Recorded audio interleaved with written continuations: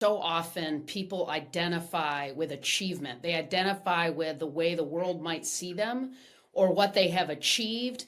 And often those are potentially material things, they're awards, they're being Super Bowl champs, they're all those things. But again, that's temporary. Hmm. How do you advise young athletes or even young kids today who are competing to think of themselves well beyond the person that achieves something, but somebody that can get better from the inside out every single day as a human being, separate and apart from what they quote unquote achieve?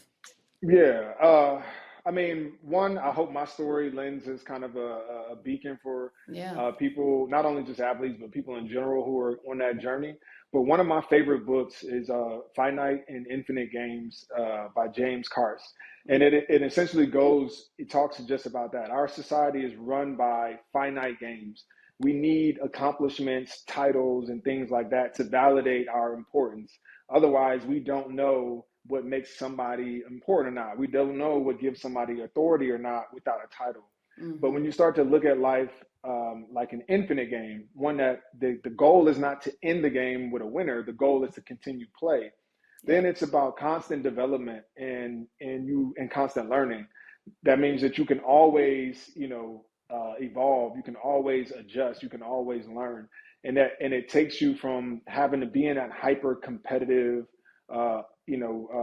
life that tells you that the joy in life is only after the victory, but you don't control the victory in life Mm-hmm. most times. Right. An infinite mindset tells you that the joy in life is in the game, Mm-hmm. playing the game, the act of playing life, playing out that game. And that's really how I've changed my view on like accomplishments. I'm well decorated, but realistically, it's about, I see all of what I've done so far, my 13-year career, is more of just a process that I've been through that's Yeah. getting ready to set me up for this next phase of life. I've learned so much.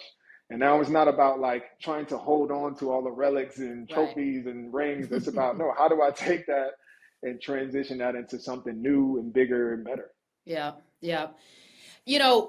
Speaking of moments, special moments, but an infinite game that we're all in, you've had some defining moments. People have defining moments in their lives for sure. And you Hmm. shared some really powerful ones in your book, which is amazing, by the way. People need to pick it up. What Winners Won't Tell You. It's out now. Tell me this, where could your life have gone a different direction? Talk about this a little bit in the book. Can you share that? Yeah, I talk about it. I mean, so many points that I look at my career or my life in general, and you can see a choice here or there that was defining. That if you made this wrong turn, could have changed it. One of them early on in life, one of my best friends got involved with gang life, and I was, trying to be right along with him. But lucky for me, I had a friend. He was a true friend who saw, where my life was going and the potential mine had, and was able to steer me away from it. And when I look, down the road between our lives and the different paths we took, it could have easily derailed, my own career, my life. And Mm-hmm. seeing as I've gone through sports, how many people have easily, made one bad choice and didn't get a second chance, Mm-hmm. ruined their opportunities. And so, even defining moments to me was getting cut or released from the Saints. Mm-hmm. That was one where I was a first round draft pick. I had given that team everything I had. I was the team captain. We had won a Super Bowl, and I, the season was over. My contract was up, and I never even got a call to say, "Hey, we're going in another direction." It was Mm. just over. Yeah. And that was one where I had to really take inventory on myself. Like, well, what do I want my legacy to be? What do I want? What is important to me? I can't Mm-hmm. give everything to this game because it's not reciprocal. So Mm-hmm. it's like, how do I continue to operate in my purpose, but make sure I'm setting it up larger than what's just on this field? Because you see how quick life can change. One decision, somebody else's decision can change everything.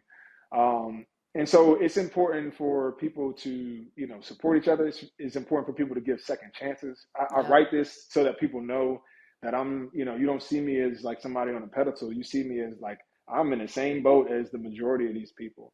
But Yeah. we all have a purpose. And the ironic thing about Calvin, who's my best friend from college, I mean from high Mm-hmm. school, that we're talking about, as crazy as that story was, when I look at where he is today, it was very much aligned with his purpose. Right now, Mm, he's specifically dealing with men and women who are coming out of incarceration and trying to get jobs. He's That is a very vulnerable sure. community.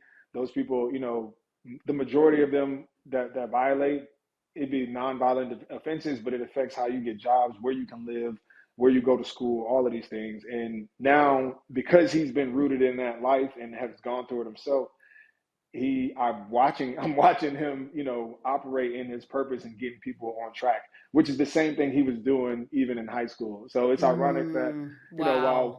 we think that things may have, like, oh, his went wrong and mine went right, it really wasn't about wrong or right. It's these paths that ultimately, lead kind of to the same place. They're different journeys, but still allows he and I to be friends to this day and really think back on those times and laugh and look at how Yeah.